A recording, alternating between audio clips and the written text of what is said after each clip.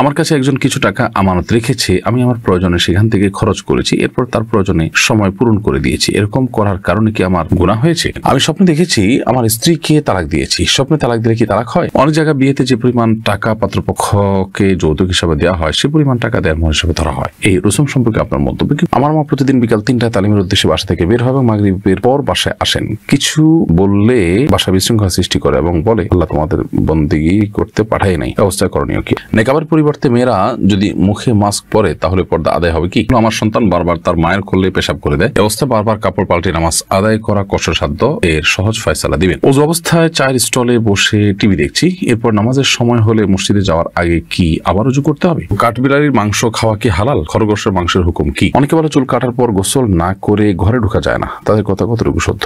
মহিলাদের মাথার চুল বিক্রি করা যাবে কিনা? আমি একজনের কাছ থেকে কিছু কিছু করে টাকা ধার নিয়েছিলাম, এখন কারো মনে নেই কত নিয়েছিলাম, কিভাবে পরিশোধ করব? আমি 8ম শ্রেণীর ছাত্র, ফজরের সময় একা একা মসজিদে যেতে ভয় লাগে, আমার জন্য কি বাসায় একা একা নামাজ পড়ার অনুমতি আছে?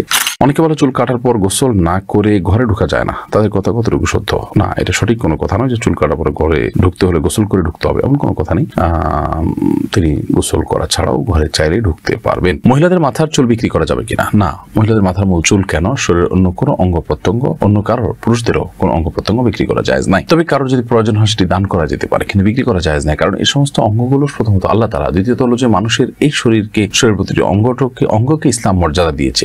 আল্লাহ বলেছেন ওয়ালাকাদ কাররামনা বানি আদম, আমি আদম সন্তানদেরকে মর্যাদা দিয়েছি, সম্মান দিয়েছি। অতএব সেই সম্মানের অংশ হিসেবে মানুষের শরীরের কোনো অংশ বিক্রি করা যাবে না। এটা বিক্রি করা মানে তাকে অপমান করা, তাকে অসম্মান করা। আমি একজনের কাছ থেকে কিছু কিছু করে টাকা ধার নিয়েছিলাম, এখন কারো মনে নেই কত নিয়েছিলাম, কিভাবে পরিশোধ করব? আল্লাহ মাফ করুন, আপনি অল্প অল্প করে যদি অনেক টাকা ধার নিয়ে থাকেন এবং কোনো মনে নেই, তাহলে আনুমানিক একটা ফিগার আপনাকে বের করতে হবে যে এর বেশি হবে না, তাহলে সেক্ষেত্রে সেটা আপনি পরিশোধ করলে ইনশাআল্লাহ বিদিনিল্লাহ আপনি দায়মুক্ত হবেন। আমি 8ম শ্রেণীর ছাত্র, ফজরের সময় একা একা মসজিদে যেতে ভয় লাগে, আমার জন্য কি বাসায় একা একা নামাজ পড়ার অনুমতি আছে? যদি কেউ সাথে না থাকে এবং সত্যিই সেটি ভয়ের কারণ হয়, তাহলে সেক্ষেত্রে বাসায় অন্যদেরকে নিয়ে জামাতের সাথে সালাত আদায় করবে এবং কাউকে না কাউকে সঙ্গী বানিয়ে নিবে যাতে করে নিয়মিত থাকে, নিয়ে মসজিদে সালাত আদায় করেছে এবং ভয় দূর হয়। নিয়মিত সিস্টেম বানানোর সুযোগ নেই যে ভয় হয় অজুহাত দিয়ে বাসায় সালাত আদায় করছেন, ভয় হলে অন্য কাউকে সাথে নিয়ে আপনি সালাত আদায় করবেন। হ্যাঁ, যদি এরকম লোক না থাকে তাহলে আপনি বাসায় নামাজ পড়লেন, হতে পারে সেটা আপনার জন্য জায়েজ এবং সেটা সীমিত সময়ের জন্য। ওযু অবস্থায় চায়ের স্টলে বসে টিভি দেখছি, এরপর নামাজের সময় হলে মসজিদে যাওয়ার আগে কি আবার ওযু করতে হবে? ওযু অবস্থায় চায়ের স্টলে বসে যদি আপনি টেলিভিশন দেখেন তাহলে এর ফলে আপনার ওযু ভাঙবে না, তবে টেলিভিশনে হারাম কিছু দেখে থাকলে সেটা আপনার ওযু ভাঙার চাইতে আরো বড় বিষয়, অর্থাৎ তাতে আপনার তাকওয়া ভাঙবে, গুনাহের কারণ হবে। তাই আল্লাহর কাছে আপনি ইস্তেগফার করবেন, ক্ষমা প্রার্থনা করবেন এবং এর জন্য ওযু নয় বরং তওবা আপনাকে করতে হবে যদি গুনাহ কিছু হারাম কিছু দেখে থাকেন। তবে তারপরও হারাম কিছু দেখেছেন, এরপর যদি আপনি ওযু করে সালাত আদায় করেন বা কোনো ভালো কাজ করেন সেটা অধিকতর উত্তম এবং নিরাপদ, যেহেতু আপনি এটা গুনাহের কাজ করেছেন। ওযুর মাধ্যমে ছোট ছোট গুনাহগুলো আল্লাহ তাআলা মাফ করে দেন। কাঠবিড়ালির মাংস খাওয়া কি হালাল? খরগোশের মাংসের হুকুম কি? কাঠবিড়ালি এবং খরগোশ এই দুইটার বিধান দুই রকম। কাঠবিড়ালির গোশত খাওয়া জায়েজ হবে না, হালাল হবে না। এর কারণ হলো যে সমস্ত জীবজন্তু হিংস্র জীবজন্তুর সংজ্ঞায় পড়ে সেগুলোর গোশত খাওয়া ইসলামের দৃষ্টিকোণ থেকে হালাল হয় না। হিংস্র জীবজন্তু বলতে যারা নখ এবং দাঁত দিয়ে ছিঁড়ে ফুড়ে খায় তাদেরকে হিংস্র জীবজন্তু ধরা হয় এবং এই হিংস্রতার যে ডেফিনিশন ফুকাহে কেরাম দিয়েছেন সেটার আলোকে কাঠবিড়ালির গোশত খাওয়া হালাল হয় না। খরগোশের গোশত এটিকে খাওয়া হালাল। নবী করিম সাল্লাল্লাহু আলাইহি ওয়াসাল্লাম যে খেয়েছেন সাহাবায়ে কেরামকে খাওয়ার অনুমতি দিয়েছেন, বিধায় খরগোশ এর গোশত আমরা খেতে পারবো, কিন্তু কাঠবিড়ালির গোশত আমরা খেতে পারবো না। আমি স্বপ্নে দেখেছি আমার স্ত্রীকে তালাক দিয়েছি। স্বপ্নে তালাক দিলে কি তালাক হয়? বিষয়টা নিয়ে খুবই আমি বিচলিত, দয়া করে চিন্তামুক্ত করবেন। ভাই, স্বপ্নে যদি তালাক দেওয়া হয় তাহলে সে তালাকের কোনো ভ্যালু নাই এবং এর কারণে তালাক পতিত হয় না, কারণ স্বপ্ন এটা তার নিয়ন্ত্রণে নয়, তিনি স্বেচ্ছায় করেছেন, ব্যাপারটা সেরকম নয়। বিধায় স্বপ্নে কেউ তালাক দেখলে যে স্ত্রী তালাক হয়ে যায় ব্যাপারটা সেরকম না এবং এটার জন্য কোনো কাফারা বা ক্ষতিপূরণ দিতে হবে যে এরকমও নয়। স্বপ্ন নিছকই স্বপ্ন। অনেক জায়গায় বিয়েতে যে পরিমাণ টাকা পাত্রপক্ষকে যৌতুক হিসাবে দেওয়া হয় সে পরিমাণ টাকা দেওয়ার মোহর হিসাবে ধরা হয়। এতে মেয়ের বাবার টাকা দিয়েই মেয়েদের মোহর দেওয়া হয়। এই রসুম সম্পর্কে আপনার মন্তব্য কি? খুবই গর্হিত কথা। যৌতুক দিচ্ছে আবার আপনার কি বলে আপনার মেয়েকে মোহর হিসাবে সে টাকা আবার ব্যাক করে আনতেছে, তাহলে দিন শেষে মেয়ের অর্জনটা কি? তার মানে পাত্রীপক্ষের যে টাকা সে টাকাই আবার পাত্রীপক্ষের কাছে ফেরত গেল, তাহলে তারা আসলে কিছু পেল না। যৌতুক সম্পূর্ণ হারাম। বিয়েতে পাত্রীকে মোহর মোহর দিতে হবে। পাত্রপক্ষ কোনো কিছুই গ্রহণ করতে পারবেন না, বিশেষ করে যৌতুক হিসেবে।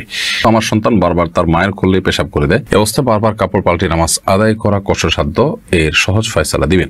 দেখুন, সন্তান মায়ের কোলে, বাবার কোলে বা কারো কোলে যদি পেশাব করে দেয়, তাহলে সেক্ষেত্রে সেই পেশাব পবিত্র করবেন কিভাবে? এর উত্তর হলো, যদি সন্তান খুব ছোট হয়, যে দুগ্ধপোষ্য সন্তান এবং অন্য কিছু খায় না, মায়ের দুধের উপর নির্ভরশীল থাকে, তাহলে সেক্ষেত্রে ছেলে সন্তান হলে তার সেই পেশাবের উপর পানির ছিটা দিয়ে দিলে পাক হয়ে যাবে, অর্থাৎ সেটা পবিত্র হয়ে যাবে, নামাজ পড়া যাবে সে কাপড়ে। আর যদি মেয়ে সন্তান হয়, তাহলে সেক্ষেত্রে যতটুকু পেশাব লেগেছে ততটুকু জায়গা ধুয়ে আলতো করে ধুয়ে ফেললে পাক হয়ে যাবে। পুরো কাপড় পাল্টাতে হবে ব্যাপারটা সেরকম না। যদি শরীরে লাগে, তাহলে শরীরে যে জায়গা লেগেছে সেই জায়গাটাকে ধুয়ে ফেললে পাক হয়ে যাবে ইনশাআল্লাহ। তার যদি সন্তান দুগ্ধপোষ্য না হয়, বরং অন্য খাবার উপর নির্ভরশীল হয়, কিংবা দুধও খায় কিন্তু অন্য খাবারও খায় সে, তাহলে সেক্ষেত্রে অন্য সাধারণ পেশাবের মতো করে তাকে পবিত্র করে তারপরে সালাত আদায় করতে হবে। আর পবিত্রতার নিয়ম বলেছি যেটি, যেখানে পেশাব লেগেছে সেই জায়গা, সেটা কাপড় হোক আর শরীর হোক, সেটাকে ধুয়ে তারপর সালাত আদায় করবেন। আমার কাছে একজন কিছু টাকা আমানত রেখেছে, আমি আমার প্রয়োজনে সেখান থেকে খরচ করেছি, এরপর তার প্রয়োজনে সময় পূরণ করে দিয়েছি। এরকম করার কারণে কি আমার গুনাহ হয়েছে?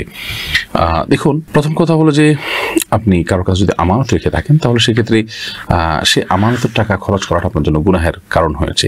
এবং আমানতের খেয়ানত করাটা এটা ঈমানের সাথে অসঙ্গতিপূর্ণ বিষয়। নবী করিম সাল্লাল্লাহু আলাইহি ওয়াসাল্লাম বলেছেন, লা দীনা লিমান লা আমানাতা লাহু, যার ভিতরে আমানতদারিতা নেই তার দিনদারি না। বিধায় কারণ আমানতের টাকা খরচ করে আপনি গুনাহের কাজ করেছেন, বিধায় আল্লাহর কাছে আপনি তওবা করবেন। তবে সেটি আপনি আবার সমত পূরণ করে দিয়েছেন বা পরবর্তী পূরণ করে দিয়েছেন, সেজন্য আপনি আমানত পরিপূর্ণ নষ্ট করেছেন তা নয়, তবে আমানত ভেঙেছেন, সেটা এক প্রকারের খেয়ানত হয়েছে। আল্লাহর কাছে ইস্তেগফার করবেন এবং ভবিষ্যতের জন্য হয় খেয়াল করবেন। নেকাবের পরিবর্তে মেয়েরা যদি মুখে মাস্ক পরে, তাহলে পর্দা আদায় হবে কি? নেকাবের পরিবর্তে যদি মাস্ক পরেন এবং তার সৌন্দর্য যদি তাতে আপনার অপ্রকাশিত হয়, তাতেও পর্দা হয়ে যাবে। পর্দার জন্য আপনার ওই কাপড় দিয়ে নেকাবি দিতে হবে এরকম কোনো কথা বা বাধ্যবাধকতা নেই। আপনি মাস্ক দিয়ে করেন, কিংবা ওড়না দিয়ে করেন, কিংবা অন্য কিছু দিয়ে করেন, যেভাবে হোক আপনার সৌন্দর্য আপনি অপ্রকাশিত রাখবেন এবং সেটি প্রকাশ করে বেড়াবেন না, এটুকুই যথেষ্ট আপনার জন্য। আল্লাহ তাআলা বলেছেন যে ওয়ালা ইউযিনা যিনাতাহুন্না ইল্লা মা যাহারা মিনহা, মেয়েরা তাদের সৌন্দর্যকে প্রকাশ করবে না। এই যে প্রকাশ করবে না, এই প্রকাশ না করার জন্য তিনি যে প্রক্রিয়া অবলম্বন করেন না কেন, সেটি জায়েজ হবে। আমার মা প্রতিদিন বিকাল 3টায় তালিমের উদ্দেশ্যে বাসা থেকে বের হবে, মাগরিবের পর বাসায় আসেন। কিছু বললে বাসা বিশৃঙ্খলা সৃষ্টি করে এবং বলে আল্লাহ তোমাদের বন্দেগী করতে পাঠাই নাই। ব্যবস্থা করণীয় কি? অনেক বোনরা আছেন তালিমের নামে তারা সীমানা ছাড়িয়ে চলে যাচ্ছেন এবং অতিরিক্ত জজবা, অতিরিক্ত প্রয়োজনের চাইতে বেশি তাদের মধ্যে জোশ চলে আসছে। এটি উচিত না, এটাকে নিয়ন্ত্রণ করতে হবে। নারীদেরকে আল্লাহ রাব্বুল আলামিন এইভাবে ঘুরে ঘুরে বারে গিয়ে তালিম করার নির্দেশ দেননি এবং এটা সাহাবী আসলাফদের মধ্যেও ছিল না। তবে আমি বলতে চাইছি যে ঘর সংসার বাদ দিয়ে এইভাবে করতে নির্দেশ দেয়নি, অথবা আপনার এটা তাদের জন্য আবশ্যক নয়, ফরজে আইন নয় যে তারা এটা করে বেড়াতে হবে। হ্যাঁ, তারা অন্যদেরকে দাওয়াতি কাজ করবেন, বাসায় বসে থাকলে করতে পারলেও আলহামদুলিল্লাহ। আর যদি বাইরে যান, তাহলে সন্তান, পরিবার, তাদের হক আদায় করে করবেন। পুরুষদের মতো তারা বাইরে যাবেন না। আল্লাহ বলেছেন ওয়াকারনা ফি বুয়ুতিকুন্না, তোমরা তোমাদের বাসায় অবস্থান করে, এটা আল্লাহর নির্দেশ। বিধায় তালিমের জন্য তারা গেলেন সপ্তাহে 1 দিন, সপ্তাহে 2 দিন, নির্দিষ্ট সময়, সংসারের কোনো অসুবিধা নেই, স্বামী বা অভিভাবকদের অনুমতি নিয়ে গেলেন, সেটা তিনি করতেই পারেন এবং সেখানে গেলে তার ফিতনা পতিত আশঙ্কা থাকলো না ইত্যাদি শর্ত পূরণ করে তিনি করতে পারেন। কিন্তু নিয়মিত এবং প্রতিনিয়ত বের হয়ে যাওয়া, লম্বা সময়ের জন্য বের হয়ে যাওয়া, সন্তান, সন্ততি, পরিবার, স্বামী সবাই এফেক্টেড হন, ক্ষতিগ্রস্ত হন এবং এটাতে সবার শিডিউলের ভিতরে বিপর্যয় হয়, সেরকম পর্যায়ে হলে সেটা কিন্তু জায়েজ হবে।